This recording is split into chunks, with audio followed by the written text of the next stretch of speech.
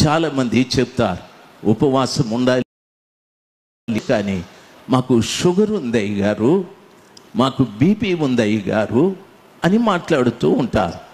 దయచేసి వినాలి, దేవుని పిల్లలుగా మీకు నా మనవి, ప్రపంచంలో ఈ రోజున చాలామంది దేవునిలో ఎదిగి పడిపోయిన వారి సంఖ్య ఎక్కువ ఉంది. దేవునిలో వచ్చి ఆత్మీయంగా ఎదిగి పడిపోయిన వారి సంఖ్య ఎక్కువ ఉంది. కారణం అపవిత్రాత్మకు చోటిచ్చిన కారణాన. దేవుని పిల్లలుగా గమనించవలసిన విషయం, ఈ సాయంకాల సమయం ఈ మధ్యాహ్న సమయం అంది వాక్యం వింటున్నటువంటి బిడ్డలలో ఎవరైనా నేను పడిపోయాను అనుకుంటే ఈ రాత్రి ఈ మధ్యాహ్న సమయం అందు ఆ కృపగల దేవుని పాదాల చెంత పశ్చాత్తాపడి ప్రార్థించండి.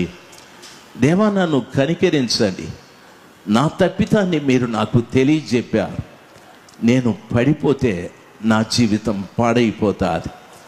అయితే బైబిల్లో చెప్పబడిన మాట లూకా 4లో ఈ రీతిగా చెప్పబడింది, వాని పడవేసి వానికి ఏ హానియు చేయకుండా అది వెళ్ళిపోయాను అని వాక్యం సెలవిస్తారు.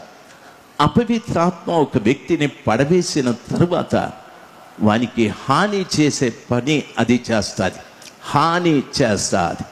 దయచేసి వినాలి. చూడండి, ఒక ఆయన మాట్లాడుతూ అంటున్నాడు, ఆయనకు యాక్సిడెంట్ అయ్యి కాళ్ళు 2 ముక్కలైపోయారు. డాక్టర్లు అన్నారు 3 నెలలు ఇతడు బెడ్ తెగకూడదని. ఆయన దగ్గరికి వెళ్ళి పరామర్శిస్తే ఆయన అంటున్నాడు, క్షమించండి పాస్టర్ గారు, నేను ఒకప్పుడు ఎంతో భక్తిగా ఉండేవాడిని,